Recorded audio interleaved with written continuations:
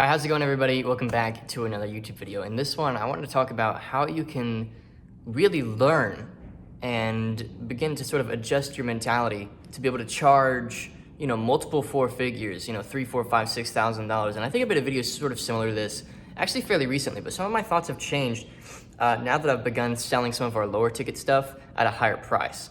So like a lot of the agency clients that'll roll through, or even a lot of the education stuff that I do, I've just raised the prices recently. I just did it, and there was no negative effect. So it really shifted how I view things. So first of all, before I get into this video, I want to say two things. First of all, if you need any help from either myself or just the community of people who sort of follow and watch these videos and who are running their own agencies, consulting, and coaching businesses, I've got two options. One, you can follow me on Instagram, check the stories there. I put daily stuff out, and then also you can message me there, even if you have any questions, you just want to hit me up personally.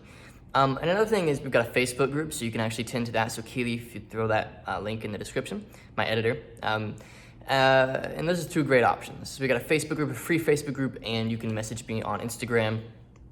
Follow the daily stories over there. It's a great way to stay up to date with what I'm doing. And frankly, I've almost sometimes got more eyes on Instagram, and it's a better platform than YouTube can be. So great place to follow. The other thing is, if you're interested, I've got some open slots recently, as of right now, for a free one-to-one consult regarding the six-figure marketing consultant program. So if you're interested in that, just use the link somewhere on the screen or in the description or the pinned comment down below and schedule your session with myself personally. So that being said, let's go ahead and get into the video. How do you sell multiple four-figure worth packages, monthly retainers, whatever? As a total beginner, how do you go from this weird place, which I see most people at, where they're literally, I'm not even kidding, I see people charging $25 per coaching session. I see people charging $300 a month for social media management. I see people doing just such low ball rates. At this point, I literally, just now I hopped off a sales call, sold a package to a client for $2,500 up front, and that's a small package. You gotta understand, that's a small package. I've sold ones that are up to $8.5 grand, and I'm working on some this month that may even, pay us up front $15,000 to $20,000, and that's just raw profit for the agency, right? So how do you even get there? What's the difference between my mentality now and where it was 3 years ago when I was doing these things, charging $300 for a month for 4 hours of my time every single day, managing one client? That's what most people get stuck doing. So I want to talk about a few key things. So first and foremost, you've got to understand that your business will be built around how much you've decided and consciously chosen to value your time. You must understand that. If you don't value your time, your clients won't value your time. It's a mirror effect, right? If you don't value your time and you think it could just go anywhere and everywhere for anything at anything at all given times, oh, you need help, I'll help you with that for free, or I'll do it for cheap, then your clients won't value your time because they don't have to in order to get your help, right? So the people who buy your stuff, your clients, they won't value your time. And what's interesting is your business, I kind of view my business as this living, organic, breathing thing that it's like water. It merges into whatever shape you provide it. If you pour water into a cup, it's gonna fill that cup to the exact specifications that the cup allows it to. You pour it into a crack in the ground, it's just gonna fill that crack. And really the crack or the cup represents your mentality and how you view yourself and how you view your business. It's gonna merge itself around that. And so if you have this weird perception, I'm not valuable, or I can't, there's no way I'm worth $4 grand, there's no way I'm worth $5 grand, well, then your business is gonna follow suit, and your clients will follow suit in that mentality. So it all comes down to how much you value your time. If you don't value yourself, your clients won't value you. If you don't value your time, your business won't value your time. It'll suck as much time out of you as it can possibly get, right? That's why I have small processes. That's why I have today I'm building a new onboarding process, a new document where they just sign it and everything else is taken care of. Literally just sign this document and then click these two links and boom, we're ready to go for everything. I'm working on that today. It's gonna take me 20 minutes to build it and it's gonna save me hours of time, right? Another thing I do is I have an editor puts out this content for me. Another thing I do is I have somebody who helps me plan content for Facebook, for Instagram, whatever. I have a very simple method for all this stuff. For my agency, we've got workflows and sort of documented ways of doing different things. Like when a client's unhappy, we know what we're going to do. So we build in processes that keep us from spending unnecessary time.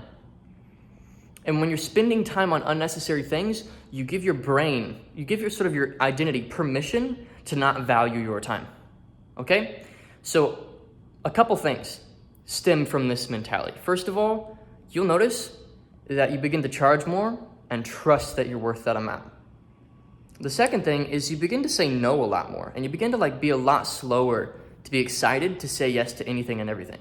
Like people will invite me to coffee, they'll invite me to networking events, they'll invite me to all these things, like come to this conference, speak on my podcast, whatever. And it's just like, no, I'm not, no freaking way I'm doing that. Like it doesn't, unless I know exactly how it moves the needle based on what I've already built and based on what's already working for me, I'm just gonna say no and focus on what moves the needle for me, right? So it starts with valuing your time. The next thing, after you've decided that your time is valuable, and another good question you can ask, by the way, to wrap up this point, is how much would you sell a year of your life away for? Let's say at the pace that you're at right now with your current health status and your lifestyle decisions, you're gonna live to be about 85, right? Let's say 85 is the number. How much would somebody have to pay you for you to die at 84 instead? What's that number? For me, that's a really fat number. I would say $200 million, probably, easily. That's what I would ask. And some people would say, maybe 100 grand or maybe $1 million. It's you have the wrong perception entirely of yourself, of money, of what your time is worth. That stems into your business. Your business flows around you, and of course, you're never going to charge what you want to charge. You don't value yourself enough. How much you decide to value yourself, others often follow suit. It's a very interesting thing. We live in a really devalued culture, the education system, for example. And I was talking about this with my girlfriend recently, and we were having a conversation about how the education system actually creates more idiots than it does successful people for this one reason. When somebody's failing grade-wise, they're told that they're dumb. And because they're young and impressionable, they accept the fact that they're dumb. And then they act that out. So they're not actually dumb, but they just think they are, and then they act it out, and then they actually do become dumb. Because then the actions create responses in their life. Let's say you crash a car, you assume now you're a bad driver, right? Or let's say you fail a test, you assume now you're dumb. So then you act dumb, and then you do dumb things, and then the result of those things comes back around to hit you in the face, and then you really just internalize the fact that you're dumb, right? It's the same thing.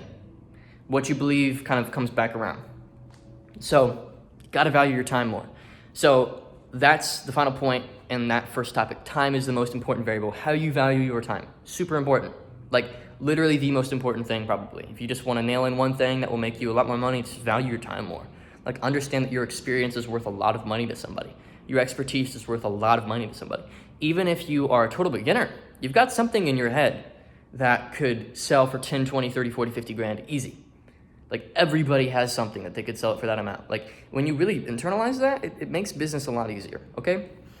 So the next point is solve bigger problems. So if you're getting paid $30 for a coaching session, which is just pitiful, by the way, it's probably because you are solving really easy to solve problems. It's a mix of you're solving easy to solve problems or you don't value yourself enough. It's one of these two things.